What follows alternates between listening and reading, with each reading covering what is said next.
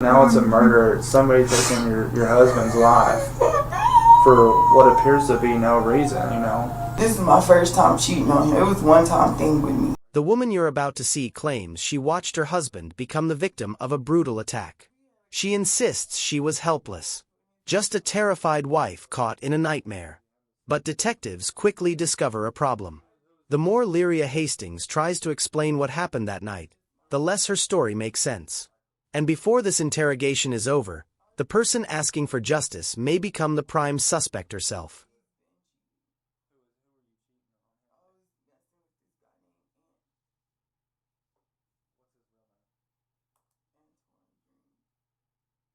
I'm just gonna turn on this recorder real quick. I'm gonna go figure out. Talk to him real quick. Alright? Yes. You need water or anything? No, I'm just cold. If I had a jacket or a blanket, I'll let you know.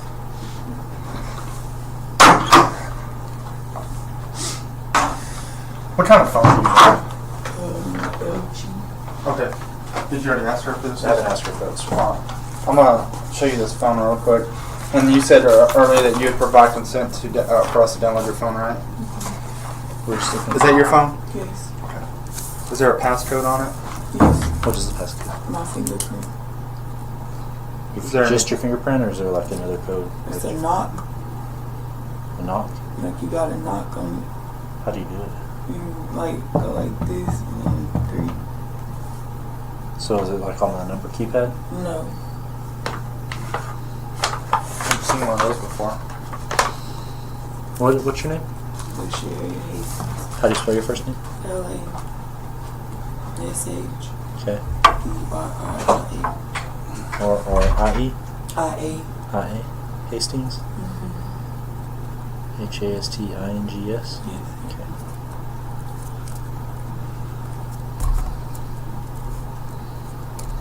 What's the phone number on that phone?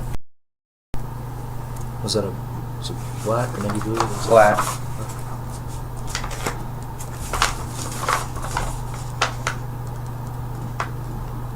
Okay, and we're looking for evidence related to this investigation. Okay. If you consent to us viewing the contents of your phone or downloading the contents, just need to sign right there. Everybody just bypass it. Okay.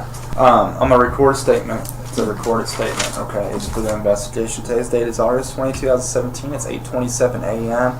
In reference to case number 17-28053. Can you spell your name again for me? LASHBRRIA. Do you have a middle name? Ambria Nicole. Can you spell that for me? AMBREIA. Nicole. Nicole. Yes. And your last name is Hastings. How long have y'all been in love? What do you mean? Well, I mean, Paducah's a couple hours away. How long we been like as far as This today? week. This week. I came. I made it in town about 3 today. Yesterday. Okay. And was Ray already here? Yes, he Okay. lives here. And y'all are married? Yes. Legally? Mm-hmm. Okay. What's his last name? Stewart. Okay. What's his legal first name? Randall. Okay. And does he have a mom that lives here? Mm-hmm. What's her name? Patricia Price.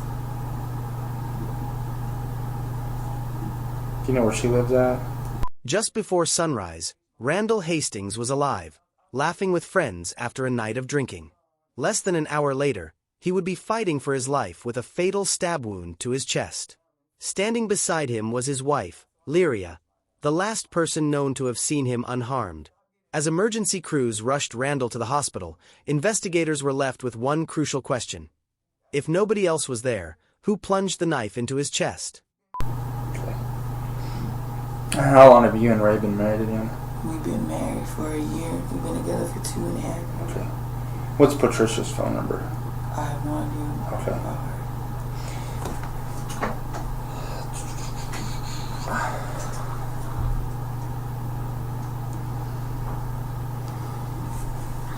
And so you got to town at 3 o'clock. Were you supposed to? Are you just coming to town because to see Ray? Mm-hmm. How long have you been? I had a baby shower to go to, but I come down here to see my husband. Okay. And then sometimes he goes down here. Okay, so you get in town at 3, and what do you do all At day? 3, I get here, and I go to his job, and we sit at his job or whatever. And then about 4-ish, I left his job, went to the baby shower, and then after that, I went back to his job, and we stayed there till he got off work till about 7. Okay, and what do y'all do after that? After we left his job, we went to.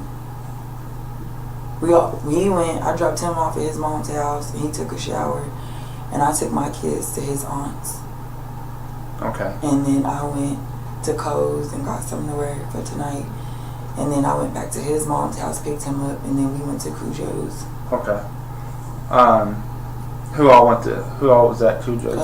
Me, him, and my cousin went in my car. What's your cousin's name? Her name is Desiree. How do you spell that? Desiree.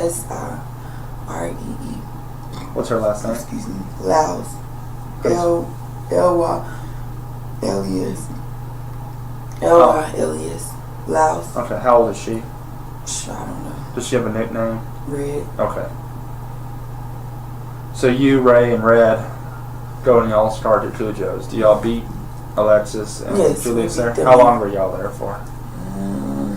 We were probably there an hour before they came. Okay. And what are y'all doing there? Me and Red ate. When Ray walked around the club, he wasn't really. Me and Red sat at the bar, and he walked around the club, mingling or whatever. Okay.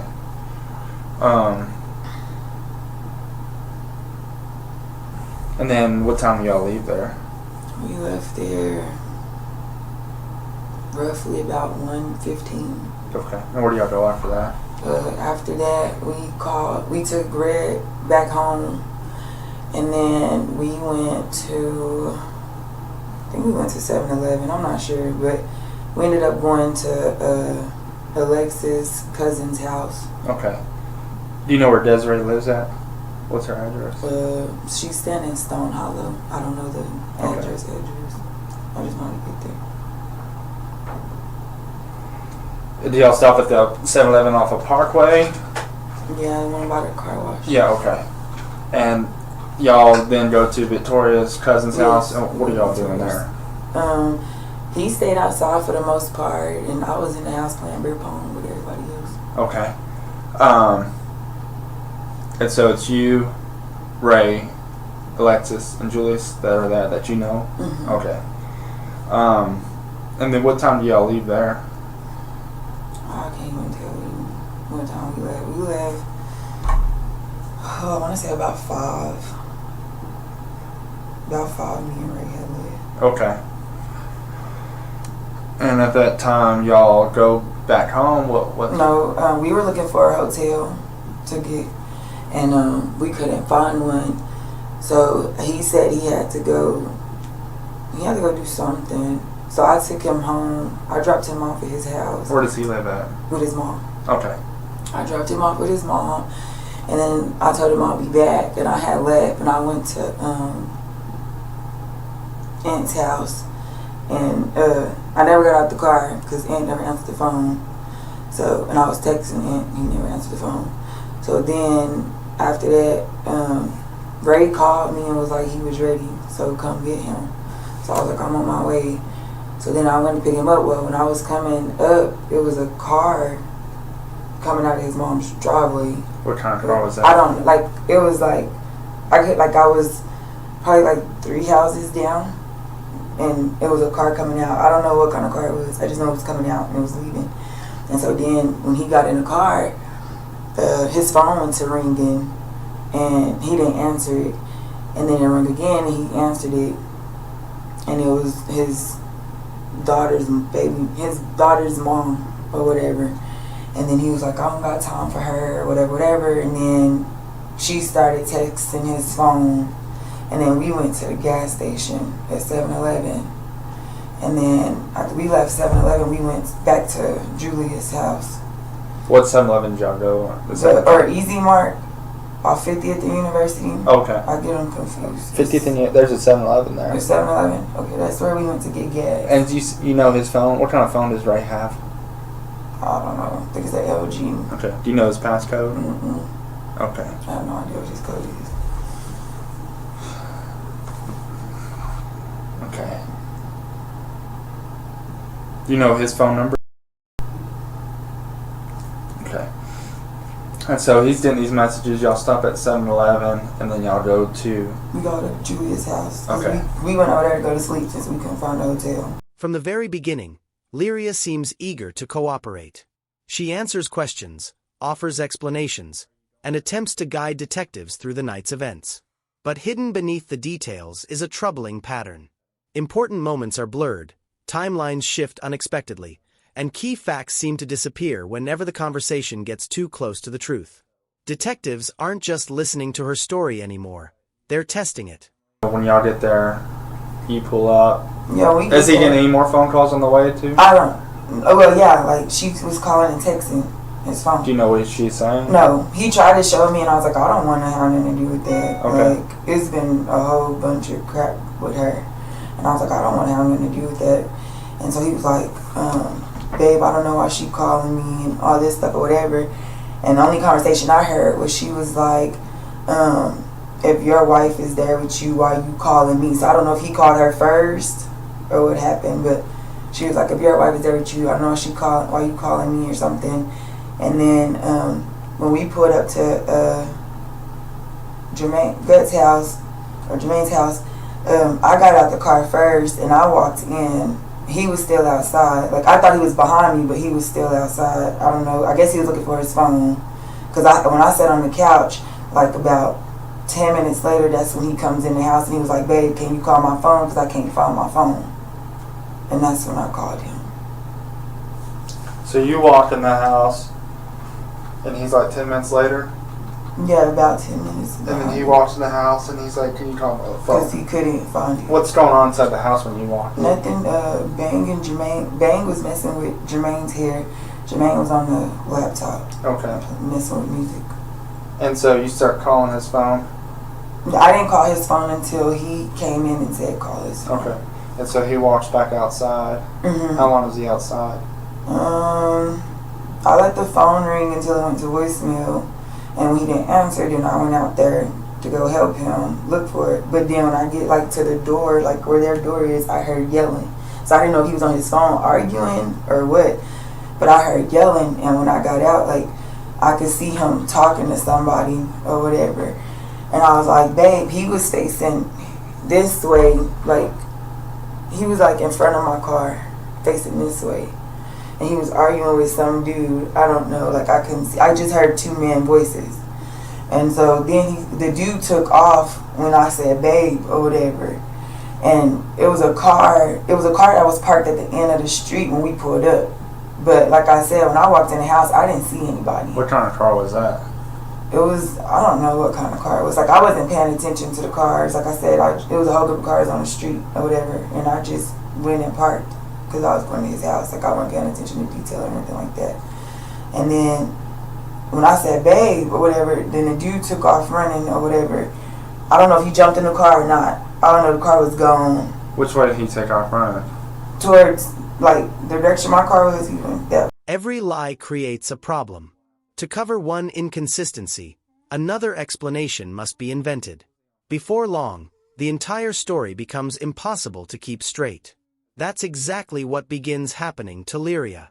Her account changes, her details conflict, and detectives quietly take note of every contradiction. What she doesn't realize is that each new version of events is making her situation far worse. You would have saw him running down the street. Yes, like, I seen him running. What was he wearing? I couldn't tell, it was dark. Like, what did he look like? I couldn't see his face. I couldn't even see my husband. I just knew that was my husband because he's tall or whatever. But I couldn't even see my husband or whatever. And then when I said babe, he took off. And my husband was hitting his chest like, F you, or something like that. So, F something. And I was like, babe. And then he walked back to the car. So I didn't know he was hurt until he fell. And so when I see him fall, that's when I took off running over there, and I was like, babe, get up, babe, get up. And he wouldn't move, and then I rolled him over, and that's when I seen all the blood. And I was looking for my phone, and I grabbed his phone, and I was trying to call 911, but his phone was locked, so I couldn't. So I ran in there, and I got Jermaine, and I was like, y'all, he bleeding. Like, I don't know what happened, he bleeding. And when Jermaine came, Jermaine took off running outside, and I was looking for my phone to call 911, but I couldn't find it. And then my cousin was calling 911, and then Alexis said she had y'all on the line or whatever. So when she said that, I ran back out there trying to help Jermaine take off his clothes and apply pressure and stuff or whatever. And so let's go back. You just heard another man? Like when I got to, no, I didn't hear the man at first. I just heard arguing. What were they like saying? I just heard voices. Like I heard arguing, right? So I thought he was on the phone arguing still. You don't know what he was saying? I don't know what he was saying. Okay. I just heard him yelling, and I assumed he was on the phone arguing. I didn't know somebody was out there. Okay. And then when you walked outside, you actually heard another man's voice. Yes. Was it just one man's voice? Yes. And you only saw one person run from. Yes, I only seen. Was he standing there next to your husband? Like they were like they were about to fight. Okay. They were in front of each other. But you don't know any physical descriptions of this guy. Was he heavy set? No, he was like skinny like my husband. Shorter or taller? A little bit shorter. Is he black, white, or Hispanic? I'll say black because I couldn't see. It was dark. Okay. But you're not. And you said that there was a car parked. How far? It was like a car, like where that light pole was. It was like a little bit in front of that light pole. Was it a passenger car? Chasing. I don't know what passenger car it is. It was kind of like your car. Yeah, it's not a truck. It's not a truck. No, it wasn't a truck. It wasn't a an car SUV. car. Okay. No. Was it a 4-door or 2-door? A 4-door. Okay. And do you know what color it was? What brand it was? I didn't pay attention to none of that. Okay. I just seen the cars. And you said it was chasing? No, I'm not. No, I didn't say it was chasing. What I said was when we came in, there was a car parked right there. In front of y'all? Yes. Okay. Like we on this side of the street. It was on this side of the street. Was it facing y'all? No, it was facing out. The same direction as y'all? Yes, like same car, the same way my car was facing, it was facing that way. Okay. And how do you know that car in particular was the lights on? No. Were there people sitting in it? Yeah, like you could tell it was people sitting in there, but I didn't, I didn't pay attention to it. I thought they were at the house or whatever. But it was people sitting in the car. Because it was 2 cars. When we was pulling up to park my car, because I had to hit a U-turn, it was 2 cars taking off already when I had came. Because one of the cars was in the parking spot where I usually park my car. So that's why my car was facing where it was facing. Okay. And you said that guy went running northbound on Avenue G? Yeah, when I yelled babe or whatever, that's when the dude took off running. But you didn't see him get in that car? I didn't see him. Okay. And I don't know who it was. You know if he was wearing shorts, pants, jeans? He had on pants. It was pants. Okay. Anything else that you can think of that might stick out? No. Do you think he's the person that stabbed your husband? I can't say. Like, all I know is, because I didn't even know he was stabbed. Like I said, he was hitting his chest and he was talking noise, so I didn't think that he was hurt until he fell. How do you think he got stabbed? I have no idea. I have no idea. Even when we went out there trying to help him, we couldn't even find stab him.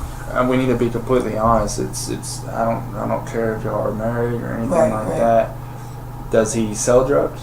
Mm-hmm. Does he buy drugs? No, sir. If he does, I don't know anything about it. Does he have any bad blood with anybody that you know of? I know last week he had called me and Jermaine and told us that some dude had called his phone talking about he don't care about him being a barber. He had his head fraternizing with his girlfriend or whatever. So he told us that. What time was that?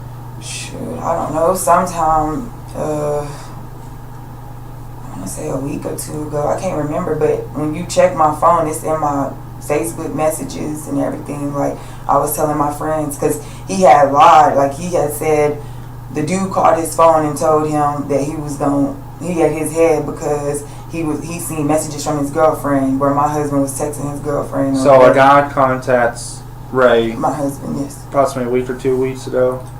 Probably a week. I can't actually remember. I was at work in Childress and he was here. And so he tells you that this guy said he had his head. What does that mean to you? That he was gonna fight him. Okay. And that's because he had seen messages from your husband to his girlfriend. Or you know what his name is? He said he didn't know who the dude was. Okay. Did he say how he received those messages? He said the dude called him. Okay. Yeah, he said first the dude called him, and then a girl called him private, and he told Jermaine the same story, and then Jermaine called me and was like, hey, what's going on? And I said, I don't know. I said, he just called me and told me that the dude said he was gonna fight him for messing with his woman or whatever. And then Jermaine was like, where is he at now? Do I need to go get him? And I said, no. When I talked to him, he said he was at his mom's house, so I guess he's all right. And we left it at that. Okay. And you said that he had messaged you on Facebook about this? No. I had messaged my friends. Okay. And was this so, the same day that Ray had called you? Yes. Okay. It was the same. Well, actually, like when I was on the phone with Ray, I was texting. And I even told my mom, like, she was on the phone as well. Sometimes it's hard for us to get Facebook messages. Mm-hmm. Do you think it's still going to be on your Facebook? Yeah, it's in my messenger. Would you mind logging in and showing me? Maybe we can print those out. Okay, we'll see. We'll get those in a minute. But that's the only beef that you know of? That's the only beef that I know of. Okay. What about his baby mama? I don't know. They're off and on. Like, they'll go a month without nothing. But like I said, she was on the phone with him, so there was nothing there. But he was kind of arguing with her, wasn't she? Like. Do you think, does she have a boyfriend? Okay. As far as, I don't know. I couldn't tell you. I just, like I said, the number, that 243 number is a new number because I got tired of her calling me, so I changed my number. But I know for sure I text him and told him, and then I text Aunt and told Aunt. Okay. Who was that guy? Aunt? No, Demetrius. They're both my friends. Okay. Are you not having a good relationship with Ray? No, we're fine. Like, we've been doing good. Okay. We've been doing real good. So you don't know of anything that how he could have possibly been stabbed? Like I said, the only thing I know about is when he said that dude called and then some girl called or whatever. There was no problems tonight with anybody? Okay. As far as I know, like I said, he wasn't at the bar with us. He was mingling around. You don't know his passcode to his phone at all? Both got new phones. So. I want to express to you how important it is that we have all the information. Right. You are his wife, correct? Yes. Okay. You know he did not make it.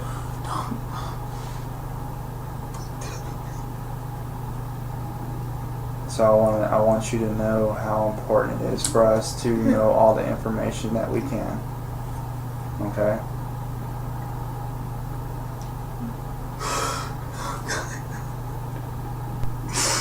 Oh my goodness.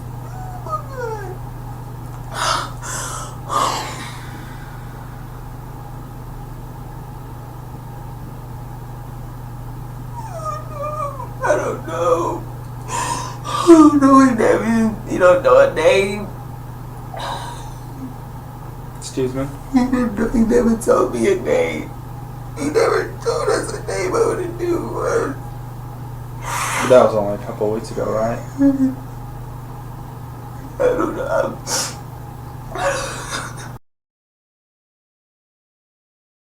Now knowing that, can you think of anything that who would actually do something like that to him? I don't know. Like, I don't live here with him. I don't know. I've been trying to get him to move down there with me because he's been so depressed and stuff down there.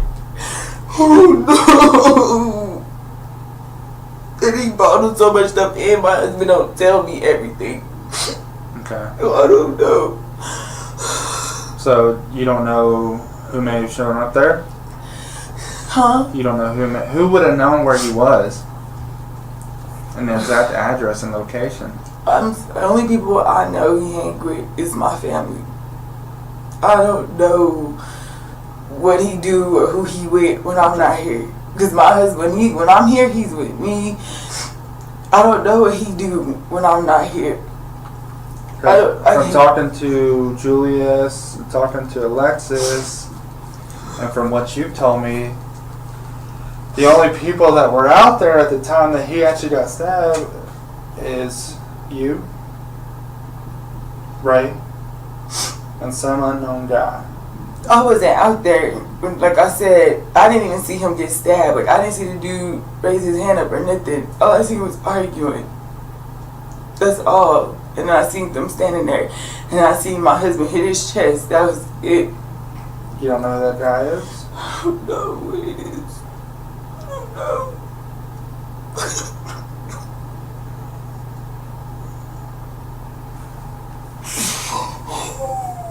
And I think it's pretty important that if you do know, that you tell us. Because now it's a murder. It's somebody taking your husband's life for what appears to be no reason, you know.